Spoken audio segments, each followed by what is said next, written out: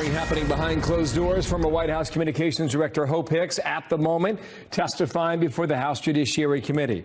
What do we expect from that? We'll talk to Brett Baer and get his take coming up in a matter of moments. Plus, tensions between the U.S. and Iran are escalating after a series of attacks on tankers near the Persian Gulf. The Trump administration insisting we are not looking to engage in war here. So what happens next? Congressman Mike Gallagher will be here live. He joins us next.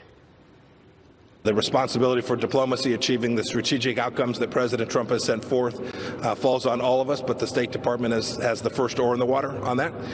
But we can't do that without making sure that we have the capability to respond if Iran makes a bad decision. Here, brand new video of tankers in the Gulf of Oman. The U.S. says they were attacked by Iran. Here is one with the hull clearly shown above the waterline. Explosive experts for the U.S. Navy say more evidence points to Tehran that the damage is consistent with an explosion from a mine. The damage that we observe is consistent with a limpet mine attack and is not consistent with an external flying object hitting the ship. The limpet mine that was used does bear a striking resemblance to that which has been publicly displayed in the Iranian military parades. So here is the actual mine the U.S. military says was used in the attack. Small fragments removed from that tanker were on display alongside a magnet left by, they say, the IRCG team. Meanwhile, in Washington, new calls for an investigation after Pat Shanahan's sudden withdrawal from consideration as defense secretary. President Trump naming Secretary of the Army Mark Esper as the new acting defense secretary. All of this happening amid rising tensions with Iran. Here's what the president told reporters about all of it yesterday.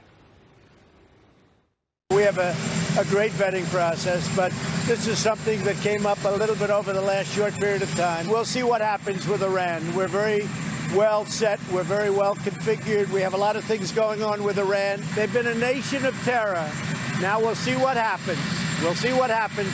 They are a much different country today than they were 2.5 years ago when I came into office. John McCain's former staff director of the Senate Armed Services Committee tweeting this: I have been asked a lot today whether the Senate Armed Services Committee knew about any of these issues with Shanahan when he was nominated to be Deputy Secretary 2 years ago. The answer is no. The first I learned about this was in the media today. SASC deserves to know why. Joining us now with reaction to all this is Wisconsin Congressman Mike Gallagher. He serves on the House Armed Services Committee. Congressman, good morning to you. Thank you for coming on America's Newsroom. What was your response, specifically when you look at the timing of Shanahan's departure? Well, I had the exact same reactions as Chris Brose did.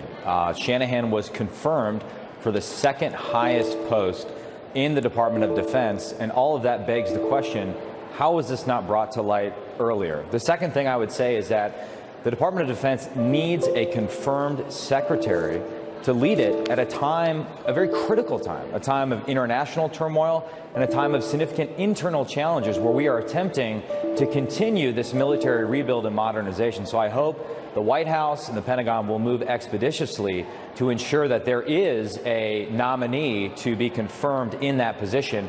And I hope they'll consider putting someone in that position who understands our national defense strategy and understands the naval components of that strategy. Well, I want to ask you about Mark Esper here in just a second, but when you go back to the vetting process, which the president was asked a lot about yesterday, as we all learned about this together, he said, he said they have a very good vetting process, and this quote came up a little bit over the last short period of time. Do you have questions about the vetting process? I do. I used to work on the Senate staff side doing vetting for Secretary of State nominees, and you do your best to do as thorough a job as possible, but you're reliant sometimes on the info that comes in, and so this raises a whole host of questions about the vetting process, and we want to make sure that the president has the team he needs to advance his agenda, but at the same time we need to know that these people are fulfilling basic criteria, and so we just need to do a very thorough job prior to embarking on this stuff. As far as Mark Esper, the Army Secretary, who the president said will be the new acting Pentagon boss, the way he put it, here's what we know about him. He's the 23rd Secretary of the Army, former Raytheon Company Secretary Executive, senior executive, apologies, former National Security Advisor for Senate Majority Leader Bill Frist.